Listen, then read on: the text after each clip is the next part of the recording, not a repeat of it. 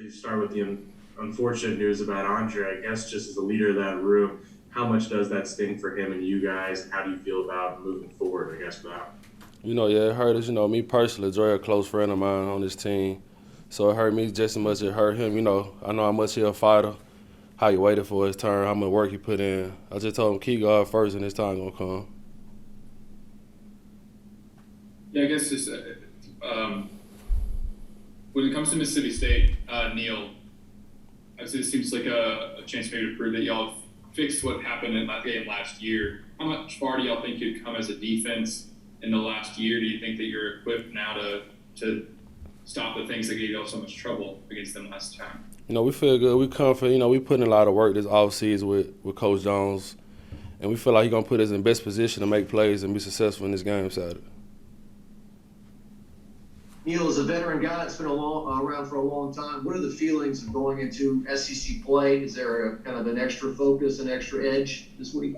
We look at every game as a sign. We just put in the work during the week, work hard, practice hard, so we be successful on Saturdays. What are your memories of cowbells? I know, it's a loud stadium. They do their thing over there, and we just gonna come there, block out all the noise, and play good. Now Mason Smith might be playing some defensive end now. I guess somebody practices with him every day. How do you feel about him moving to that spot, and what might that kind of do for your defensive line to have that bigger guy there?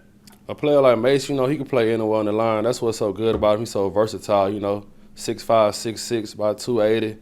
Can pass rush, can bend, can play double team, single blocks. He really can do it all. So I'm excited to see how he play out there.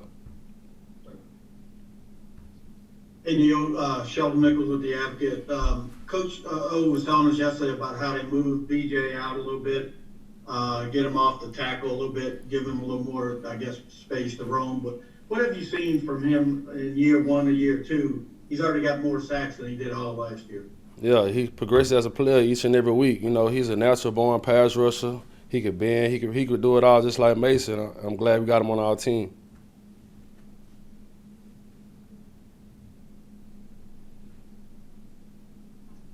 Yeah, hey Neil, this is Glenn West here. A couple guys on that interior defensive line that maybe don't get a whole lot of the shine are Joseph Evans and now even Jacobian Guillory seems to really kind of coming on here. Just talk about the depth now that you guys have.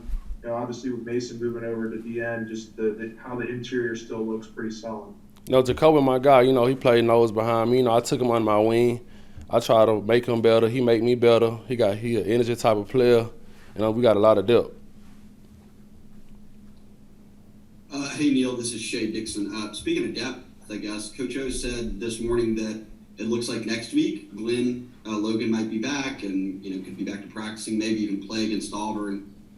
You mentioned those other guys. What does a guy like Glenn bring to that defensive tackle room when, he's back out there with you? G-Lo, he's a student of the game. He always in the playbook. He always watching film, so he tell us what the O-line are going to do. He's just a very great student of the game, and I'm excited to get him back out there.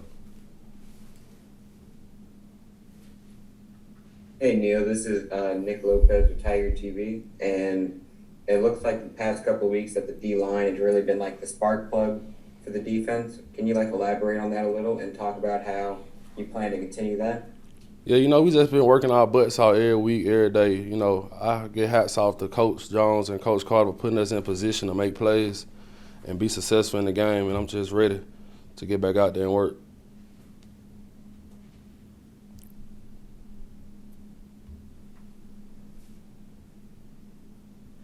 Hey Neil, this might be a dumb question, but is there different ways you have to prepare when you're going against an air raid, kind of knowing they will be passing, you would assume, most of the game? We just go into the practice, do what the coaches tell us to do. They're going to have the game plan. We just going to abide by that and be successful. Yeah, you mentioned Coach Carter there for a second. Orgeron's given him a lot of sort of praise when talking about the defensive line. What's he like as a coach? What sort of things does he do with y'all? Like I said before, he had 80 career sacks in the NFL, so what he brings to the table, everybody going to buy in and listen. And so far, he's been doing a great job. We've been successful. We're going to keep it going. Coach Ogeron said the first game against UCLA, the first big test, you guys didn't play well, and this is kind of a chance to see where you're at after a couple of, I don't say warm-ups, but kind of get yourself back in position for the next big game. Is that how you feel?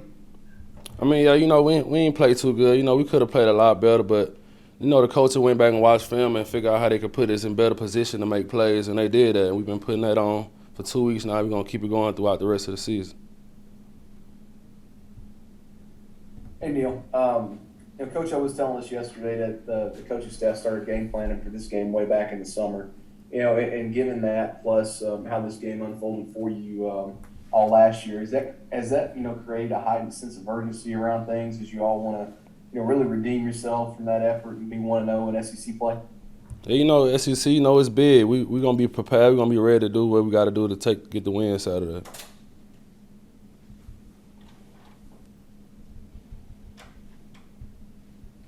Hey, Neil, a couple of maybe technical questions. Just what does Andre do to get you all those looks? You talked about his sacks and his history. I mean, is he really getting down there with you guys and showing you the techniques that you need to use? And then kind of going back to kicking, I think it was BJ out a little bit further. What does that do? Does that just enable him to get, more speed or to keep the offensive lineman's hands off of him? What does that distance of being kicked out further do for a defensive lineman?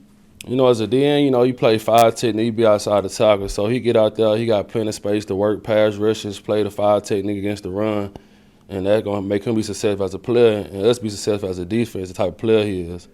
And with Coach Carr, he get down and dirty with us. I mean, one practice, he put the pass on and we was going against him, and he had shoulder pads on. So, he's a great coach, and I'm very, very thankful we got him on our team.